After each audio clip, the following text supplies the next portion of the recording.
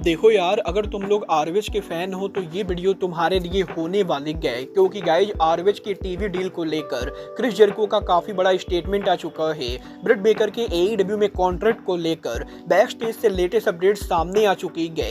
NJPW के IWGP world champion सौरभ Strickland MJF को फेस करना चाहते गए। तो गाइज वहीं कल होने वाले डायनामाइट शो के ऊपर हमें यहाँ पर क्या कुछ चीजें देखने को मिलेंगी, इसको लेकर हम इस वीडियो पर बात करेंगे। तो गाइज चलिए बिना किसी देरी के शुरू करते हैं इस वीडियो को। और सबसे पहले बात करेंगे टोनी खान के secondary wrestling company Ring of Honor यानी आरविच रेसलिंग की। गाइज यहाँ पर ये बात तो हम सभी लोगों को मालूम है, टोनी खान करेंटली यहाँ पर आरविच और एईडब्ल्यू दोनों ब्रांड को ओन करते गए और इन दोनों कंपनी के क्रिएटिव पावर को भी पूरी तरह से टोनी खान के द्वारा ओन किया जाता है। और एईडब्ल्यू के रिसेंटली हुए टीवी डील के बाद अब टोनी खान पिछले कुछ महीनों से आरविच को लेकर भी यूएसए के अंदर मल्टीपल टीवी डील नेगोशिएट कर रहे गए, बट अभी तक यहाँ पर टोनी खान ने किसी भी डील को फाइनल नहीं किया है। और अब यहाँ पर टोनी खान आरविच को लेकर एग्जैक्टली यहाँ पर किस टाइप के डील को नेगोशिएट कर रहे गए, इसको लेकर आरविच वर्ल्ड चैंपियन जेरिको का बड़ा स्टेटमेंट आ चुका है।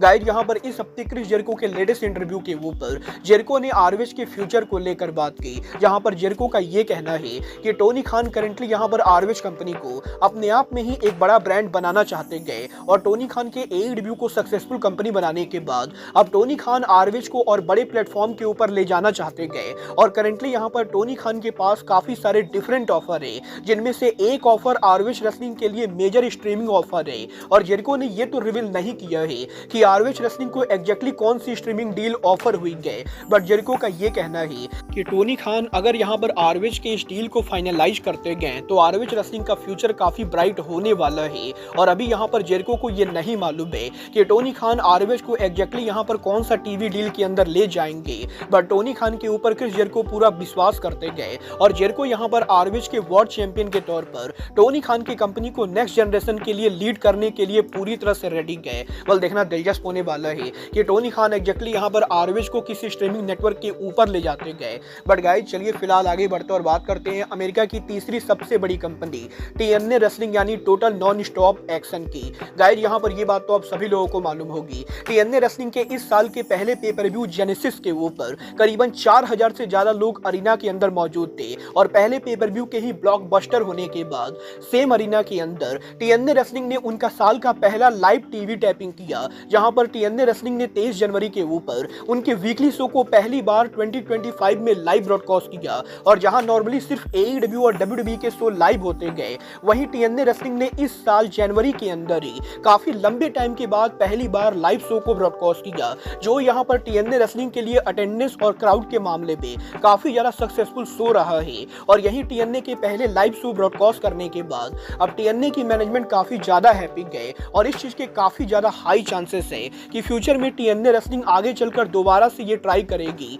कि वो यहाँ पर इंपैक्ट रेसलिंग के वीकली शो को लाइव करे। और अगर यहाँ पर फ्यूचर में ये शोज लाइव जाकर सक्सेसफुल होते गए तो टीएनए रेसलिंग भी डब्ल्यूडब्ल्यूई और एईडब्ल्यू की तरह वीकली बेसिस पर दोबारा से लाइव आने की कोशिश करेगी। मतलब ये तो आने वाला टाइम बताएगा कि टीएनए रेसलिंग वीकली बेसिस के ऊपर फुल टाइम दोबारा से लाइव कब आती है। बट गाइज जहां तक बात रही वापस आने की, तो गाइज ये बात तो हम सभी लोगों को मालूम है, एईडब्ल्यू ओरिजिनल डीएमडी ब्रिट बेकर लंबे टाइम से एईडब्ल्यू के अंदर हमें यहां पर देखने को नहीं मिलेंगे। और हाल फिलहाल में ब्रिट बेकर को लेकर इंटरनेट पर काफी सारी डिफरेंट रूमर चल रही है, जहां पर काफी सारे रिपोर्टर्स का ये दावा करना है कि टोनी खान करेंटली यहाँ पर ब्रिट बेकर के बैक स्टेज बवाल से काफी ज्यादा नाराज है। और एईडब्ल्यू के लॉकर रूम के अंदर भी एईडब्ल्यू का वुमेन डिवीजन डीएमडी को बिल्कुल पसंद नहीं करता है। और 5 साल में ब्रिट बेकर के बैक स्टेज पर मेल डिवीजन वुमेन डिवीजन दोनों में काफी सारा केओस करने के बाद अब एईडब्ल्यू के लॉकर रूम के अंदर मैक्सिमम लोग ब्रिट बेकर को पसंद नहीं करते गए और इस रीजन की वजह से डीएमडी को कंपनी से फायर भी किया जा सकता है। बट अब यहाँ पर ब्रिट बेकर के एईडब्ल्यू कॉन्ट्रैक्ट को लेकर फाइटफुल की तरफ से बड़ी रिपोर्ट सामने आ रही है। यहाँ पर फाइटफुल सेलेक्ट ने इस चीज को कंफर्म कर दिया है कि ब्रिट बेकर के एईडब्ल्यू कॉन्ट्रैक्ट के अंदर अब भी यहाँ पर काफी ज्यादा टाइम बचा हुआ है। और अगर यहाँ पर ब्रिट बेकर की इंजरी टाइम को निकाल निकाल भी दिया जाए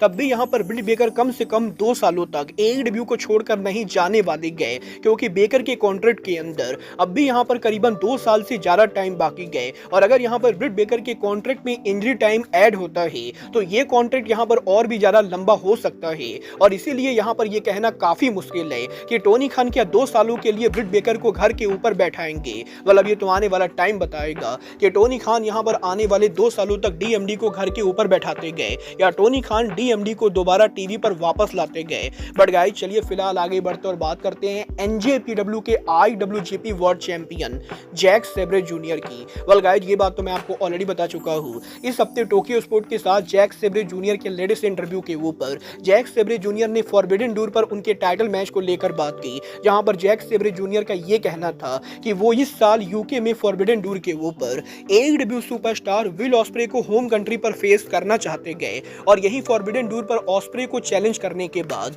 अब यहां पर जैक सेब्रे जूनियर ने ये रिवील कर दिया है कि एईडब्ल्यू कंपनी के वो कौन से और रेसलर्स हैं जिनको यहां पर Jack Sabre Junior as IWGP world champion face करना चाहेंगे। गाइस यहां पर जैक सेब्रे जूनियर का ये कहना है कि करंटली यहां पर एईडब्ल्यू के अंदर 2 ऐसे रेसलर्स हैं जिनको यहां पर जैक सेब्रे जूनियर फेस करना चाहते गए और ये दोनों ही फॉर्मर एईडब्ल्यू वर्ल्ड चैंपियन थे।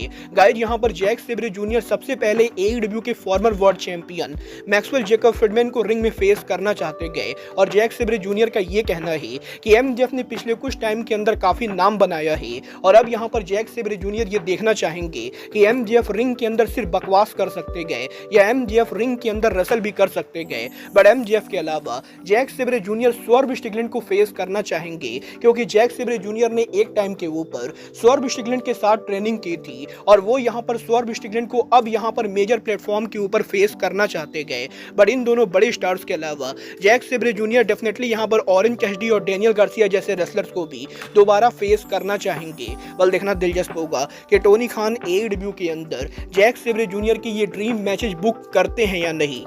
बट गाइस चलिए फिलहाल आगे बढ़ते और बात करते हैं एईडब्ल्यू के कल होने वाले डायनामाइट शो की। बल बात करें अगर यहाँ पर एईडब्ल्यू के कल होने वाले डायनामाइट शो की तो मैं आपको बता दूं कल यहाँ पर एईडब्ल्यू कंपनी उनके डायनामाइट और कोलिजन दोनों को एक साथ करने वाले गए, जहाँ पर डायनामाइट के लाइव जाने के बाद एईडब्ल्यू कंपनी उनके कोलिजन को सेम अरीना के अंदर रिकॉर्ड करेगी। और बात करें अगर यहाँ पर शो के टिकट सेल की तो कल यहाँ पर हंट्सविल में एईडब्ल्यू के डायनामाइट शो के ऊपर एईडब्ल्यू की ओवरऑल कैपेसिटी करीबन 2400 के बराबर है, जहां पर 2400 टिकट में से एईडब्ल्यू ने करीबन 2160 टिकट सोल्ड आउट कर दिए हैं। बट अब भी यहां पर कल के डायनामाइट शो के ऊपर एईडब्ल्यू कंपनी को करीबन 240 टिकट सोल्ड आउट करना बाकी गए, जो कि मेरे हिसाब से एईडब्ल्यू शायद यहां पर कर सकती गए। बल देखना दिलचस्प होगा कि कल यहां पर शो के शुरू होने के पहले एईडब्ल्यू का डायनामाइट कंप्लीटली सोल्ड आउट होता है या नहीं।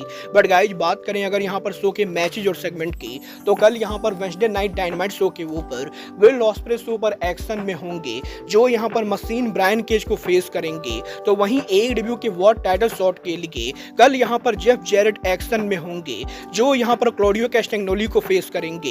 एईडब्ल्यू के current trio champion wheeler Utah भी शो पर एक्शन में होंगे, जो यहां पर जे वाइट को फेस करने वाले गए। तो वहीं वेडनेसडे नाइट डायनामाइट शो के ऊपर मैक्सवेल जेकब फ्रीडमैन हमें यहां पर लाइव प्रोमो कट करते हुए दिखाई देंगे और शो के मेन इवेंट के ऊपर एईडब्ल्यू का TBS championship on the line होगा, जहां पर एईडब्ल्यू की टीबीएस चैंपियन मर्सिडीज मोन शो के ऊपर यूका सुकाजाकी के खिलाफ उनके टाइटल को डिफेंड करेंगी। well, आप यहां पर कल होने वाले वेडनेसडे नाइट डायनामाइट के लिए एक्साइटेड हो या नहीं, आप लोग मुझे कमेंट करके बताएंगे। बट गाइज अब आज के इस वीडियो में बस इतना ही। मैं मिलता हूं आपसे अपने अगले वीडियो में।